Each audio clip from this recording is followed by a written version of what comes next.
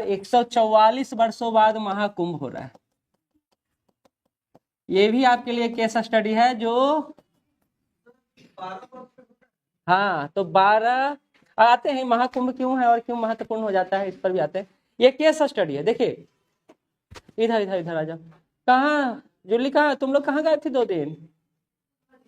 घर गई है, इसलिए तुम नहीं आ रही थी? तुम भी घर गई थी दही चूड़ा के लिए?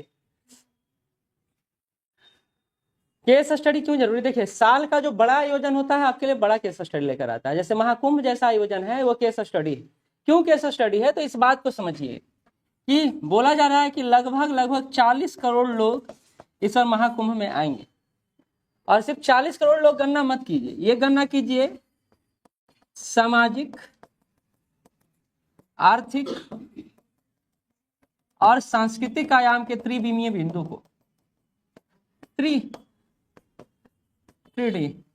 3 डायमेंशन आयाम को समझिए। महाकुंभ नहीं है, 40 करोड़ किसी देश का आबादी नहीं है और 40 करोड़ जनसंख्या यहाँ पर आ रही है, तो ये बहुत बड़ी बात है और आपके लिए केस स्टडी हो सकता है। महाकुंभ धार्मिक संस्कारों का सबसे बड़ा कुंभ, ऐसा भी पूछा जा सकता है।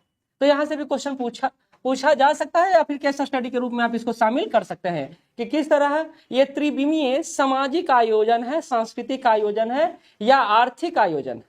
आर्थिक आयोजन है या नहीं है, कोई बताएंगे? है। कोई भी आयोजन होता है तो उसके इर्द गिर्द क्रय और विक्रय का क्रियाविधि चलता ही चलता है। सामाजिक तो है ही, समाज के विभिन्न वर्गों का यहाँ पर आना जाना तो रहेगा ही, और सांस्कृतिक धर्म से ही जुड़ा हुआ है, तो सांस्कृतिक आयाम तो है। 3 बिंदुओं से जुड़ा हुआ है। और एक महत्वपूर्ण बात यह है, इसी कारण से यूपी गवर्नमेंट ने जब तक कुंभ चलेगा इसको 76वां जिला घोषित किया है। जब तक, मेरा बात समझिएगा, जब तक कुंभ चलेगा 76वां जिला घोषित किया है, जो 67 गांव, 66 जो भी 67 गांव को मिलाकर बनाया गया। इतना बड़ा आयोजन है। इसका फंड ही 6000 करोड़ के आसपास का है, 6000 करोड़ प्लस का है।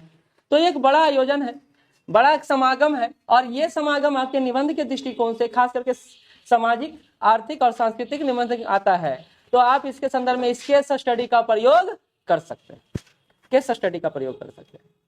अच्छा, अब आप पूछ लेगा सर ये सांस्कृतिक आयोजन कैसे? तो धर्म आधारित व्यवस्था है, धर्म आधारित आयोजन है जो किस धर्म की बात करता है? सनातन धर्म की बात करता है। सनातन, देखिए ये बता रहा हूं इसलिए क्योंकि ये हर जगह काम देगा।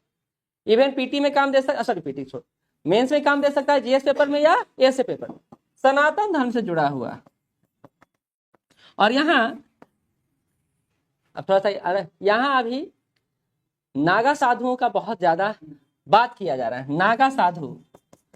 नागा साधु का बहुत बड़े स्तर पर बात किया जा रहा है। आखिर ये नागा साधु है क्यों चर्चा में रहता है? क्योंकि ये आयोजन जब होता है तभी नागा साधु अपने कंदराओं से निकलते हैं, पर्वतों से निकलते हैं, पहाड़ों से निकलते हैं। ऐसे आप नागा साधु को सामान्यता नहीं देखिएगा, लेकिन जब कुंभ का आयोजन होता है तभी नागा साधुओं का यहाँ पर आना होता है। अब नागा साधु का कौन क्या जानते हैं? कुछ जानते हैं? कोई किस भभूत रगड़ते हैं यही जानते हैं, निवस्त्र रहते हैं यही जानते हैं, कुछ और भी जानते हैं? नागा साधुओं को लेकर कोई केस स्टडी पता हो आप लोग को? क्योंकि ये भी एक ऐसा आयोजन है जो आपको बहुत कुछ सिखाता है। नहीं जानते हैं कोई? बहुत बड़ा अच्छा बात। नागा साधुओं के बारे में जान लीजिए कि ऐसा व्यक्ति हैं जो अपने जीवन में ही स्वयं का पिंड दान करके ईश्वर को अपने को समर्पित कर देते हैं। स्वयं का पिंड दान करते हैं। सामान्यतः 16 से 20 साल के ये नागा साधु होते हैं जब अपना दीक्षा लेने जाते हैं। 12-13 अखाड़ा है भारत में जो नागा साधुओं को ट्रेनिंग देता है। और ये समझिए कि इनको जीवन से मोह भंग हो जाता है, तभी अपना वस्त्र धारण नहीं करते हैं, निर्वस्त्र रहते हैं और लेप लगाते हैं, भभूत लगाते हैं। भभूत क्या होता है? तो जो इंसान मरता है और जलाया जाता है उससे जो उत्पन्न होता है वही भभूत का लेप अपने ऊपर लगाते हैं, जीवन मरण के चक्र से मुक्त। नहीं, सन्यासी भी अलग अलग तरह के होते हैं। सन्यासी एक तरह का नहीं होता, लेकिन ये लोग नागा साधु का प्रवृत्ति एक है। सन्यासी आप अलग अलग तरह के होते हैं। सन्यासी को जब पढ़िएगा ना तो पता चलेगा। सन्यासी तो 2 तरह के होते हैं, गृहस्थ सन्यासी भी कहलाते हैं, पता है आपको?